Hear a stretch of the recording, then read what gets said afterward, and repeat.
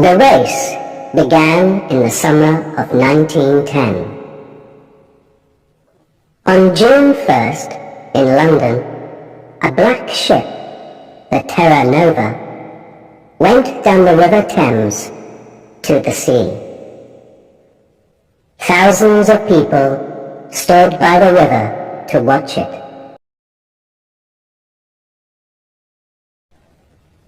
They were all excited and happy. On the Terra Nova, Captain Robert Falcon Scott smiled quietly. It was a very important day for him. He was a strong man, not very tall, in the blue clothes of a captain. He was 41 years old, but he had a young face, like a boy. His eyes were dark and quiet. One man on the ship, Titus Oates, smiled at Scott. "What an exciting day, Captain," he said. "Look at those people. I feel like an important man." Scott laughed. "You are important, Titus," he said. "And you're going to be famous too. We all are. Do you see this flag?" He looked at the big British flag at the back of the ship and smiled at Oates. "That flag is coming with us," he said. "In the Antarctic, I'm going to carry it under my clothes. We're going to be the first men at the South Pole, and that flag is going to be first too." 5 days later, on June 6th, a man opened the door of his wooden house in Norway. He was a tall man with a long face. He waited outside the house for a minute. Everything was very quiet. He could see no houses, only mountains, trees, and water. It was nearly dark. The sky was black over the mountains. The man smiled and walked quickly away from the house, down to the sea. In the water, a big wooden ship waited for him. The man got onto the ship and talked and laughed quietly with his friends. The ship's name was Fram, and the man was Roald Amundsen. The Fram was the most beautiful ship on Earth, Amundsen thought. His friends were the best skiers on Earth, too. One of them, Olaf Bjorland, smiled at him. "North Pole, here we come, Captain," he said. "Yes," Amundsen said. His friends could not see his face in the dark. "Fram is going to the Arctic." Everyone on the Fram was ready to go to the North Pole, to the Arctic. Amundsen wanted to go there too. But first, he wanted to go south. His friends didn't know that. At midnight on June 6th, the Fram moved quietly away from Amundsen's house, out to sea. Chapter 2. The Race. The Fram went to an island in the south of Norway. It was a very little island with only one small wooden house, 2 trees, and nearly 100 dogs. "Look at that," Bjorn said. "It's an island of dogs. There are dogs in the water, near the trees, on the house. Dogs everywhere." 2 men came out of the house. "Hassel! Lindström!" Amundsen said. "It's good to see you." "How many dogs do you have for me?" 99, Roald, said Hassel. "The best 99 dogs from Greenland. And they're very happy. They don't work, they just eat and play all day. They're having a wonderful summer here." "Good, good," Amundsen laughed. "But that's finished now." "Hey, Roland, stop laughing. Come down here and help me. Let's get all these dogs onto the ship." It was not easy. The dogs were fat and strong, and they didn't want to go on the ship. But at last, after 3 hours hard work, all 99 were on the ship, and the Fram went out to sea again. The men were not happy. The weather was bad, the dogs were dirty, and some of the men were ill. They began to ask questions. "Why are we bringing dogs with us?" asked one man, Johansson. "We're going thousands of kilometers south, past Cape Horn, and then north to Alaska. Why not wait and get dogs in Alaska?" "Don't ask me," said his friend Helmer Hansen. "I don't understand it." The men talked for a long time. Then, on September 9th, Amundsen called everyone to the back of the ship. He stood quietly and looked at them. Behind him was a big map. It was not a map of the Arctic. It was a map of Antarctica. Bjorn looked at Helmer Hansen and laughed. Then Amundsen began to speak.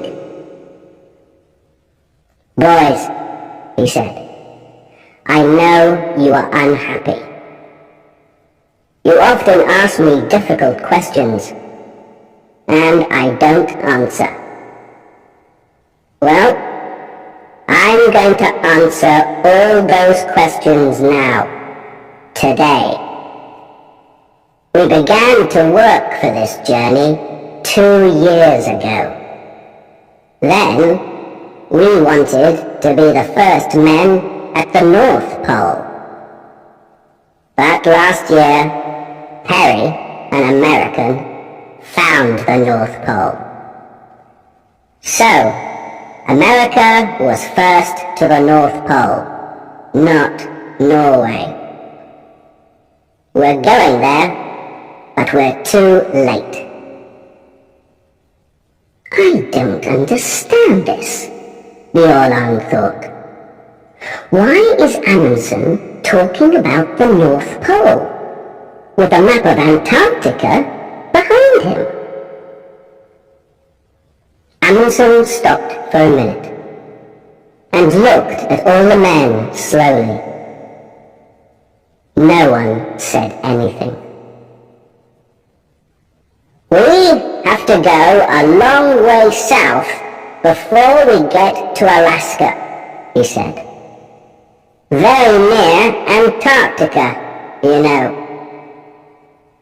And Captain Scott, the Englishman, is going to the South Pole this year.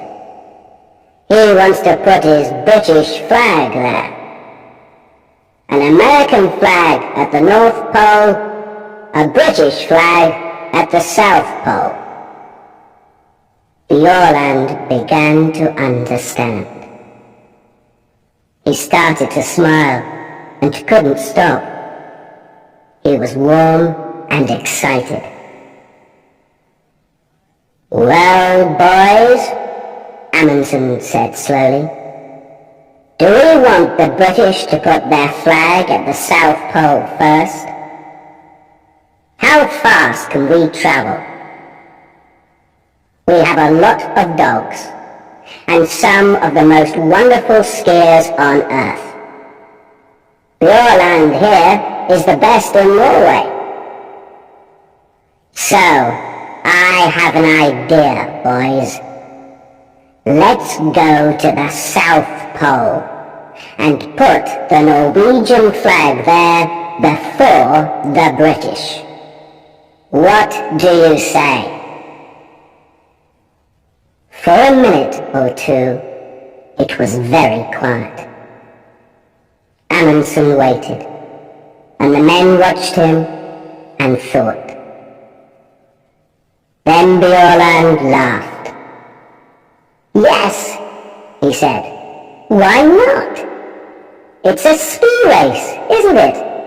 And the English can't ski. It's a wonderful idea. Of course. Let's go."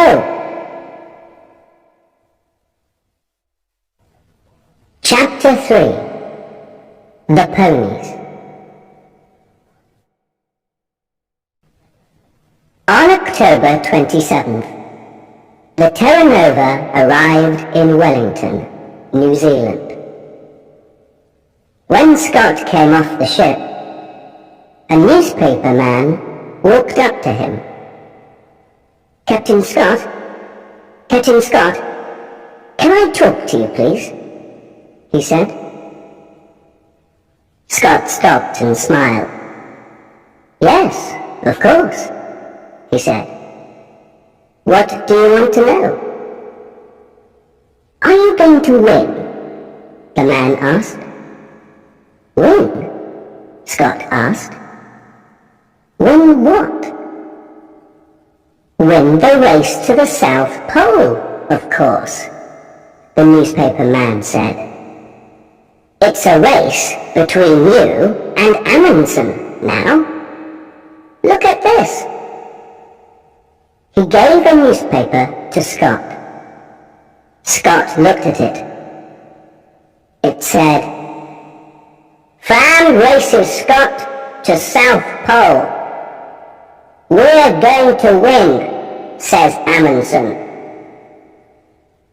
Scott's face went white. "Give me that," he said. He took the newspaper and read it carefully. The newspaper man watched him and waited. "Well, Captain Scott," he said at last, "who's going to win this race? Tell me that." Scott looked at him angrily. "This is stupid," he said.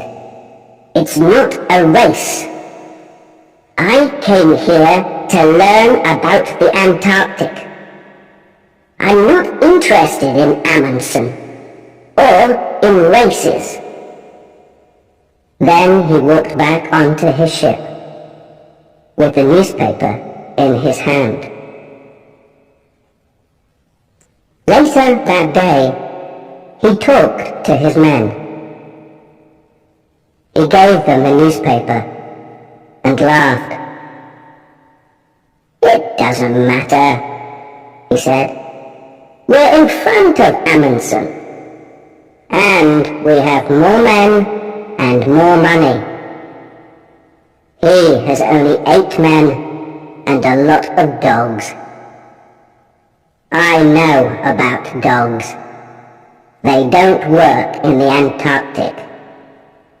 We have 16 men and the new motor sledges. They are much better.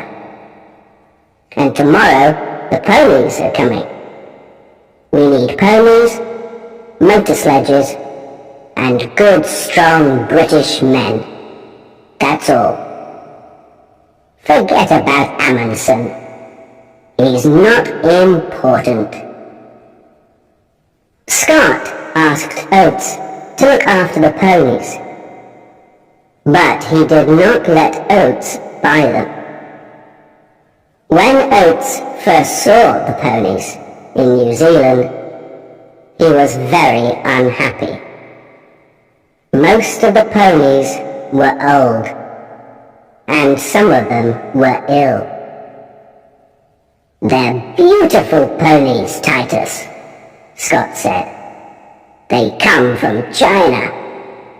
They're wonderful ponies."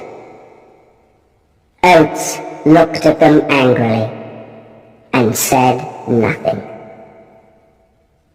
Then he asked, "Where is their food, Captain?" "Here." Scott opened a door. Oates looked inside. He thought for a minute. "We need more food than this, Captain Scott. These ponies are going to work in the coldest place on Earth. They need a lot of food. More than this." Scott smiled quietly.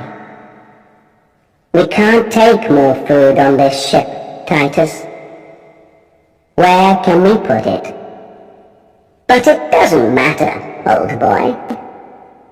They're very strong ponies, you know. The best ponies on Earth." Later that night, Oates wrote a letter to his mother. "There are 19 ponies on the Terra Nova now," he wrote. "All the ponies are in a small room at the front of the ship. We eat our food in the room under the ponies, so our table is often wet and dirty." Scott makes a lot of mistakes, I think. And Antarctica is a very dangerous place. Chapter 4. Food Depots.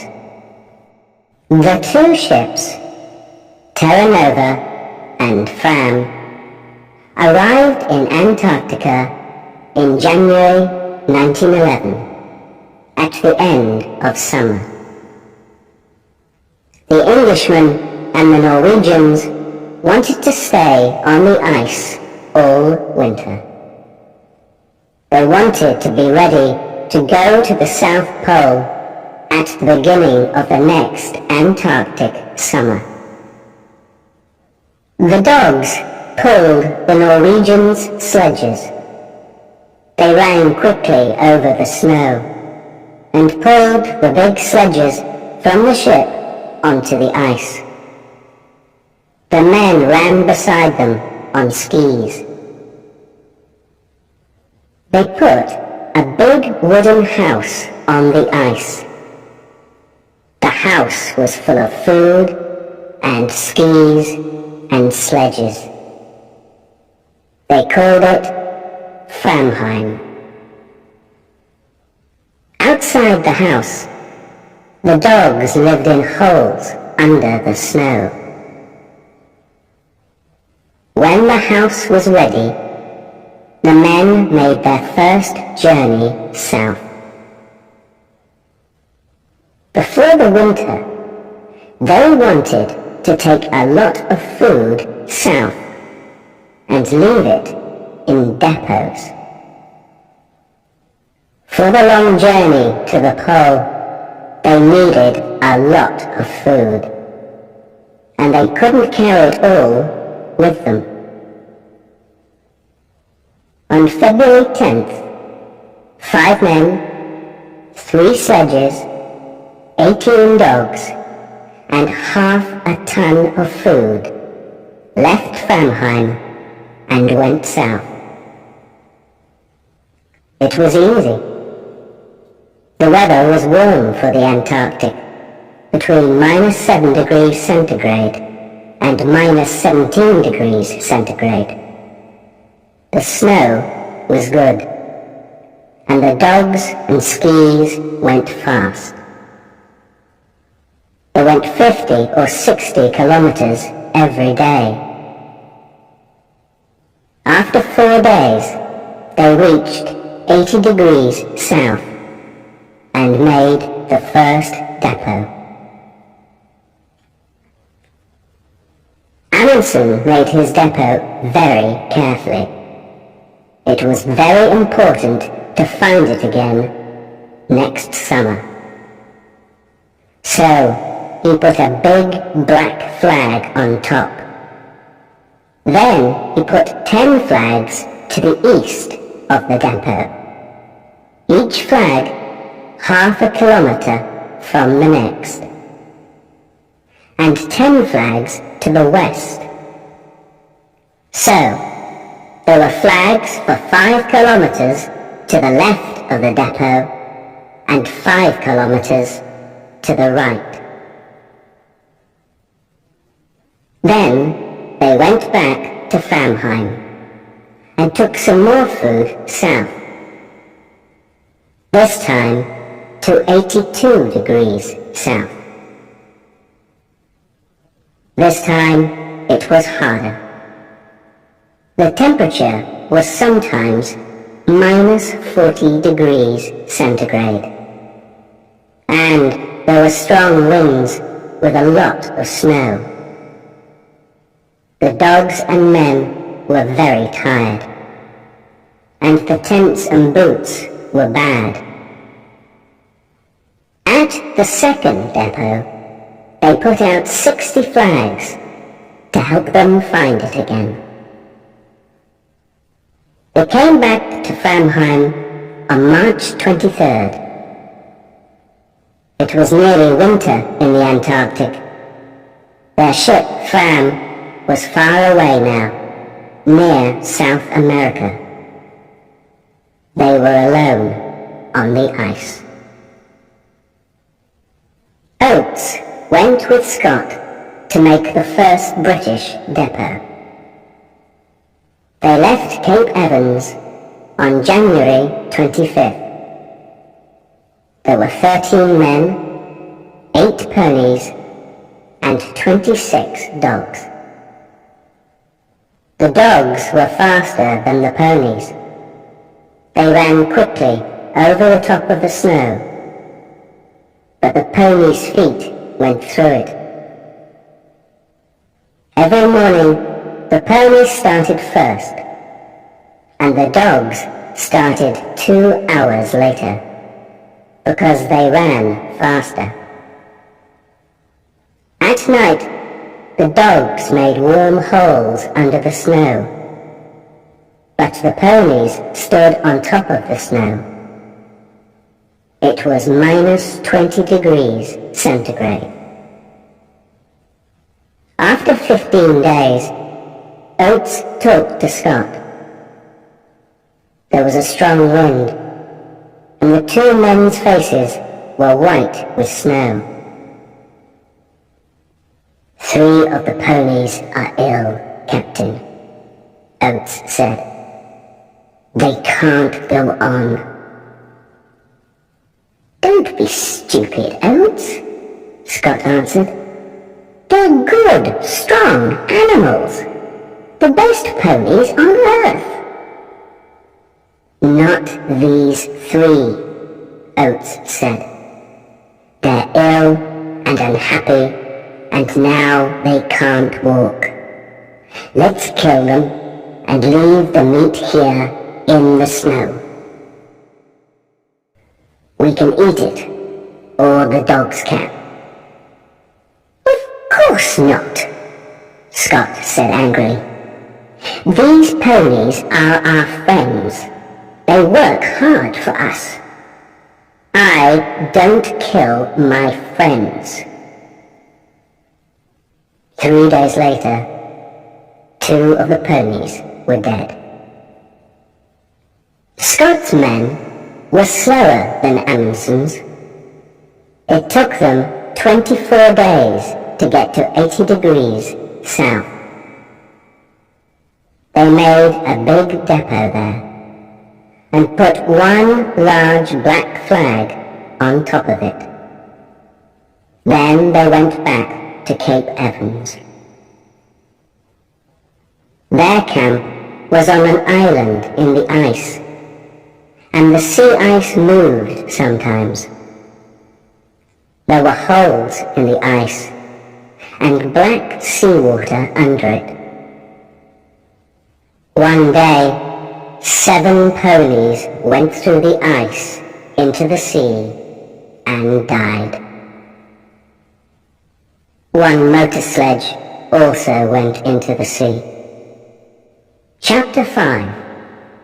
A long, cold winter. It was dark for 4 months.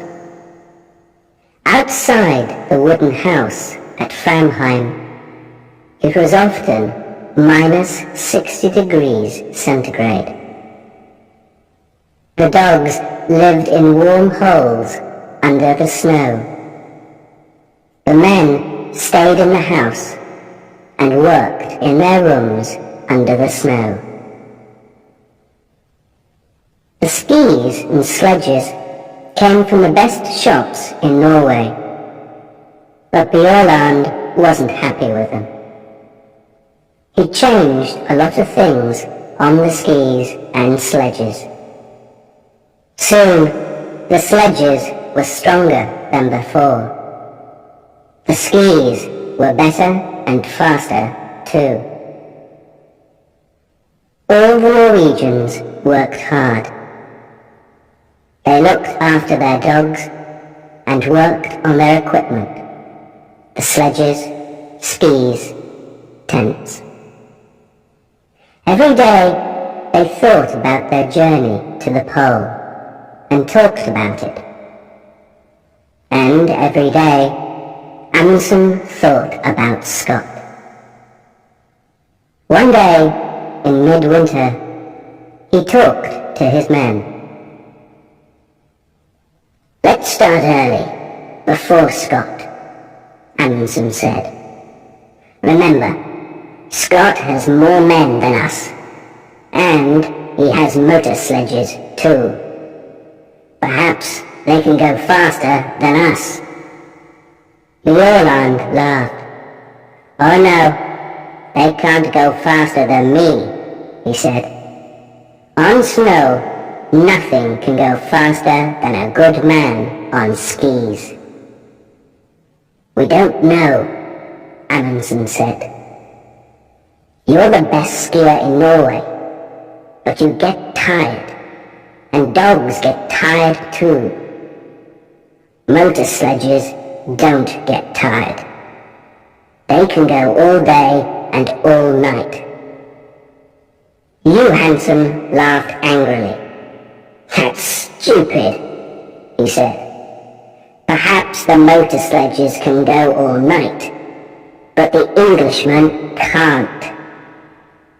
The English can't win, Roald. They don't understand snow, but we do. And they're too slow." "Perhaps," Amundsen said, "but I want to win this race. So we're going to start early. Do you understand?" It was quiet and warm inside Framheim. Bjørland looked at Amundsen and thought about the long, cold journey in front of him. He thought about the dogs in their holes under the snow and listened to the wind over the house. When, Roald? He said quietly. On August 24th. The sun comes back on that day. We start then. But we can't, Johansen said. He looked angry and unhappy. That's too early. We can't start then. It's dangerous and stupid. Amundsen looked at Johansen coldly. You're wrong, Johansen, he said. We want to win, remember? So we start on August 24th. The Åland listened to the winter wind outside. In Scott's camp at Cape Evans, no one talked about Amundsen, and no one worked hard. They had good food, and they played football on the snow. They wrote a newspaper, the South Polar Times, and read books. No one learnt to ski, no one worked on the motor sledges. Twice, men went for long journeys across the snow. They walked and pulled the sledges themselves. Oates stayed at Cape Evans and looked after his ponies. Over the window in Cape Evans, Scott put a map of Antarctica. With a pen, he made a line from Cape Evans to the South Pole, and he put a little British flag at the pole. Under the map, Scott wrote the day for the start of their journey. We start on November 3rd, he wrote. Chapter 6. A Bad Start. On August 23rd, the Norwegian sledges were ready. They took them outside, and the dogs pulled them across the ice. The sun came up for half an hour, but it was too cold, minus 46 degrees centigrade. They could not travel in that weather. They went back to Framheim and waited. They waited 2 weeks, until September 8th. Then, with the temperature at minus 37 degrees centigrade, they started. They ran happily across the snow to the south. 8 men, 7 sledges, and 86 dogs. Only Lindström, the cook, stayed behind in Framheim. At first, everything went well. They went 28 kilometers on Saturday and 28 kilometers on Sunday. It was easy. Then, on Monday, the temperature went down to minus 56 degrees centigrade. There was white fog in front of their faces. They couldn't see anything. But they traveled 28 kilometers. That night, in their tents, they nearly died of cold. Next day, they stopped and made snow houses. Inside the snow houses, it was warm. But everyone was unhappy. I told you, Roald, Johansen said. Even September is too early. We can't travel in this cold. Do you want us to die? Let's go back and wait for better weather. Amundsen was very angry. He was angry with Johansen, But he was angry with himself too. He knew Johansen was right. "All right," he said slowly. "We can go on to the depot at 80 degrees south, leave the food there, and then go back. We can't do more than that." It was 37 kilometers to the depot. The wind was in their faces all day. 2 dogs died on the way. At the depot, they did not stop. They put out the food and the flags, turned round, and went north. At last, the wind was behind them. The dogs ran quickly, and the men sat on the empty sledges. They went faster and faster. It was like a race. Amundsen was on Wisting's sledge, and soon he, Wisting and Hansen were 3 or 4 kilometers in front. Soon they were alone. They travelled 75 kilometers in 9 hours, and they reached Framheim at 4 o'clock that afternoon. Nordland arrived 2 hours later, with 2 more men. But the last 2, Johansen and Prestrud, went more slowly. Their dogs were tired. Their feet were wet and cold. They had no food, and they were alone in the dark. The temperature was minus 51 degrees centigrade. They reached Framheim at midnight. Next morning, Johansen was angry. In front of everyone, he said, "You were wrong, Roald. September was too early. I told you, but you didn't listen. And then you left us alone, and we nearly died in the cold. You're a bad captain. I'm a better captain than you are." Amundsen was very angry. But at first, he said nothing, because he knew that Johansen was right. Then, that evening, he gave a letter to Johansen. It said, "You aren't coming to the pole with me. When I go south, you can take some dogs and go east to King Edward VII's land.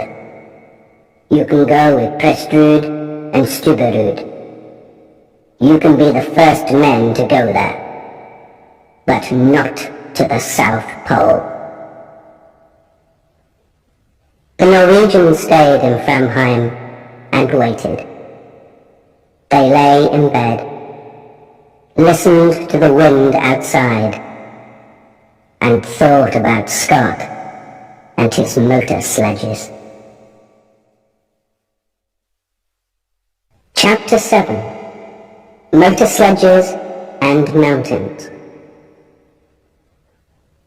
Scott had 2 motor sledges now. They were the first motor sledges in the Antarctic, the first on Earth. On October 24th, the motor sledges started south from Cape Evans. 4 men went with them, but Scott stayed at Cape Evans for another week. Oates was unhappy. He wrote to his mother, "We had a very bad winter here. I don't like Scott. We were here all winter, but he didn't learn to ski or to drive dogs. Our equipment is bad, and he doesn't think about other people. I'm going to sleep in his tent on the journey, but I don't want to." On November 1st, Scott and Oates and 6 more men left Cape Evans with 8 sledges and 8 ponies. The ponies walked slowly because their feet went down into the snow. It was hard work for them, and they got tired very quickly. They travelled 13 or 14 kilometres in a day. Behind the ponies came Mears with 1 sledge and some dogs. Mears knew how to drive dogs. Every day, Mears started 2 hours after the ponies and arrived 2 hours before them. After 5 days, they found the motor sledges. The Norwegians began again on October 20th. There were 5 men this time: Amundsen, Bjaaland, Wisting, Hassel, and Hansen. They had 4 sledges and 48 dogs. There was a lot of wind and fog. On the first day, Wisting's sledge suddenly stopped, and the back went down. "Come on, you dogs," he said angrily. "Pull! Pull!" At first, nothing happened. Then, slowly, the sledge moved again. Wisting looked down over the side of the sledge. Under the snow, there was a 50-meter hole. "Did you see that?" Amundsen said. "The ice wants to eat us. Men, dogs, sledges, everything." On the 4th day, they reached the depot at 80 degrees south. There was a bad snowstorm, but they found the flags easily. Next day, the men stayed in their tents, and the dogs played in their holes under the snow. They were all happy. They had a lot of food, they had good equipment, and they were warm. They could travel fast. Next morning, the snowstorm stopped, and the journey began again. "Today, everything is wonderful," Bjaaland wrote in his diary. "But where is Scott? In front of us or behind?" There was no one with the motor sledges. They were broken. Scott looked at them angrily. "It doesn't matter," he said. "Teddy Evans and his men are in front of us. They're good men. They're pulling their sledges themselves. We can get to the pole on foot." Oates looked at Mears. Oates and the ponies were tired, but Mears and his dogs were not. The snow was home for them. That night, Oates wrote, 3 motor sledges at £1,000 each. 19 ponies at £5 each. 32 dogs at £1.50 each. Well, it's not my money, it's Scott's. On November 21st, one of the ponies died. On November 11th, the Norwegians saw the mountains. The mountains were very high, some of the highest on earth. Bjaaland smiled. "There is good skiing up there, Roald," he said. "But can dogs get up there too?" "Of course they can. Amundsen said. Come on.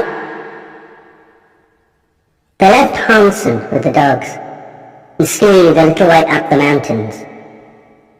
It was difficult, but the mountains were big and beautiful.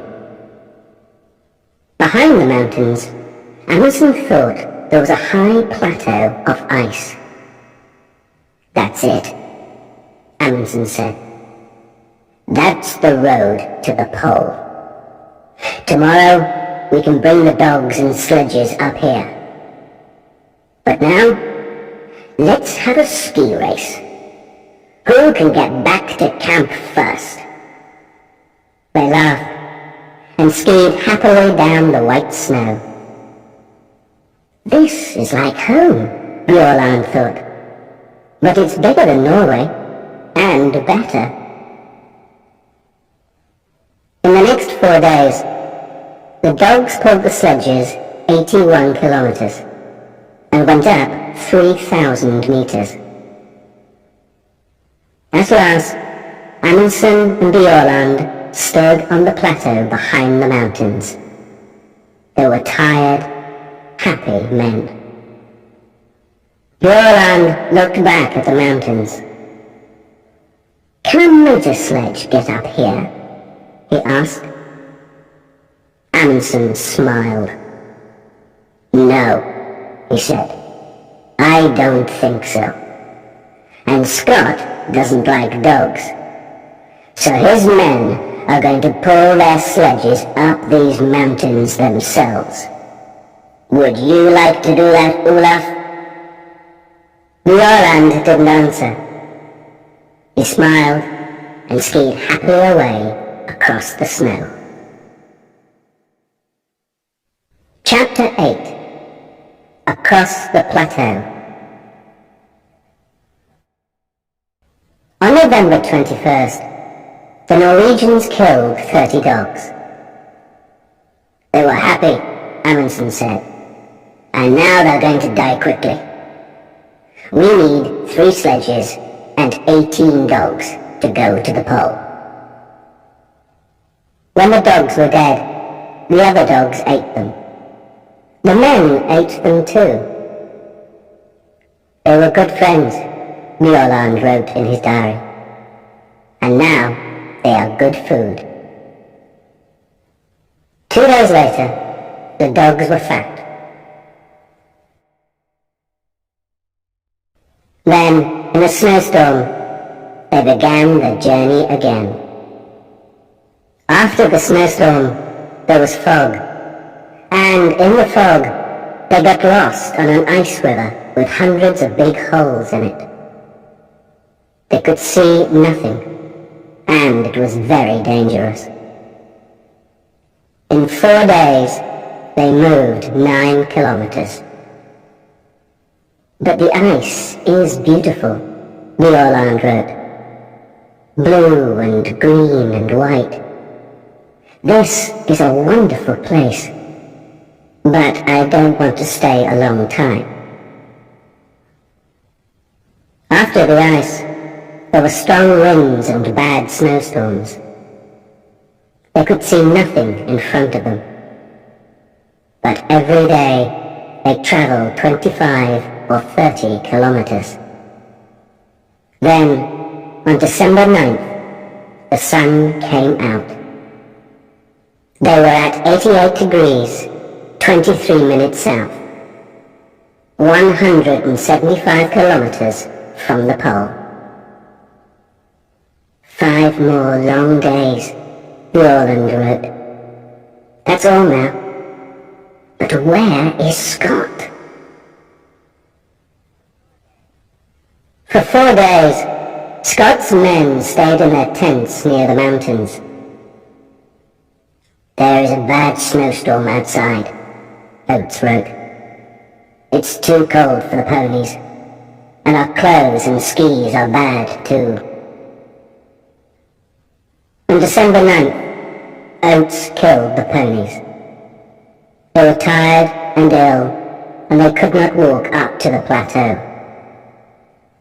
Then Mears and his dogs went back to Cape Evans.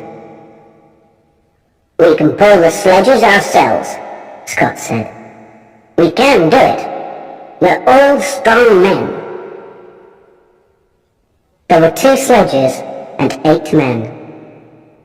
They went 24 kilometers a day. On December 31st, Scott said to Teddy Evans and the men on the second sledge, "You can't ski well. Leave your skis here." So they pulled their sledge 24 kilometers without skis. Next day, Scott went to Teddy Evans's tent. "You're ill, Teddy," he said. "You can't come to the pole. Take 2 men and go back.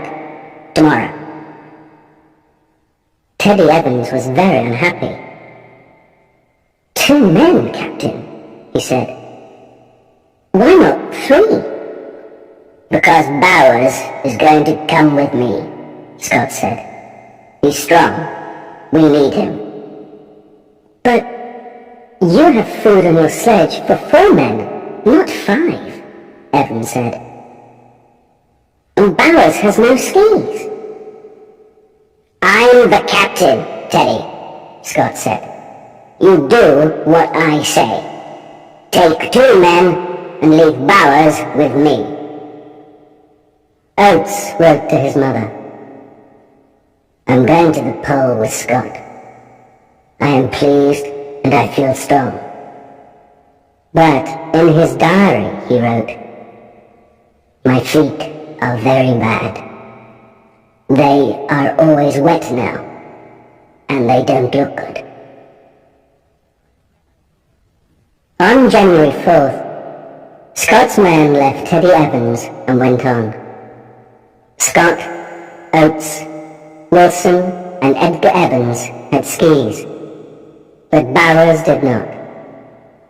They were 270 kilometers from the pole. December 14th, 1911, was a warm, sunny day. 5 Norwegians skied over the beautiful white snow. It was very quiet. No one spoke. They were excited and happy. 6 more kilometers, Bjorland thought. "Is there a British flag? I can't see a flag, but..." "Look," Hassel said. "What's that over there?" Bjorland left his sledge and skied quickly away over the snow. "What is it?" he thought. "Is it? No. It's nothing," he called. "There's nothing there. Nothing." 3 kilometers. 2. "Roald," Hansen called to Amundsen. "Go in front of me, please. It helps my dogs." That's not true, Bjorland thought. His dogs are running well today. But Hansen wants Amundsen to be first. The first man at the South Pole. They skied on and on, over the beautiful snow. "Stop," Amundsen said. He waited quietly for his men. "This is it," he said. Bjorland looked at him. "But there's nothing here," he said. Amundsen smiled. "Oh yes, there is," he said. "There's something very important here, Olaf. Very, very important." "What's that, Rock?" "Us. We're here now. Isn't that important, Olaf?" The 4 men stood on the snow and looked at him. Then, slowly, they all began to laugh. Chapter 9. The End of the Race. The Norwegians stayed 2 days at the pole. They left a tent there, with a Norwegian flag on it. Inside the tent, they left some food, a letter for the King of Norway, and a letter for Scott. They left some more black flags near the pole, and one 28 kilometers north. Then they skied away, back to the north. It's a beautiful day, Bjørland wrote. The sun is warm, the snow is good, but the dogs run too quickly. I can't get in front of them. They found their depots easily. There were 10 between the pole and Framheim. Each depot had a lot of food. They laughed and skied quickly down the mountains. Often they skied 50 kilometers a day. On Friday, January 26, 1912, they came back to Framheim. It was 4 o'clock in the morning. Inside the wooden house, Lindström, the cook, was asleep. Amundsen walked quietly to his bed. "Good morning, Lindström," he said. "Is our coffee ready?" The black flags waited at the pole. "What's that, Captain?" Bowers said. "Over there." "Where?" Scott asked. "What? Oh my God." They all saw the small black flag in the snow, 2 kilometers in front of them. Slowly, they pulled their sledge to it. Next day, January 17th, 1912, they found the tent and the Norwegian flag. Near it, Scott took the British flag from under his clothes and put it up. In his diary, Scott wrote, "This is a very bad day. We're all tired and have cold feet and hands. It is minus 30 degrees centigrade, and there is a snowstorm. Great God, this is an awful place." They turned north. 5 tired, unhappy men in the coldest, emptiest place on Earth. On March 13th, 1912, Scott's wife, Kathleen, looked at her morning newspaper. "Norway's flag at South Pole," it said. She looked at it for a long time, and then began to cry. "What's the matter?" her friend asked. "My poor husband," Mrs. Scott said. "What's happened to him? Where is he now?" Scott's men were always hungry. There were not many depots, and they were difficult to find. "We need to find the next depot today," Oates wrote. "But how can we find one black flag in all this snow? It's very difficult. And there is food for 4 men, not 5. They were all tired and ill, too. Oates's feet were black now, and he could not feel them. On February 16th, Edgar Evans died. On the 17th, they were past the mountains. At the depot there, they ate one of the dead ponies. Then they went on. 10, 11, 12 kilometers a day. They were ill because their clothes were not warm and they didn't have much food. The temperature was sometimes minus 40 degrees centigrade. On March 7th, Scott looked at Oates's feet. They were big and black. "I can't pull the sledge now," Oates said. "It's very difficult to walk. Am I going to lose these feet, Captain?" Scott looked at Oates's feet and said nothing. On March 9th, they found another depot, but there was not much food. Slowly, they walked on. Oates's feet were worse every day. March 17th was Oates's birthday. He was 32. He lay in the tent and listened to the wind outside.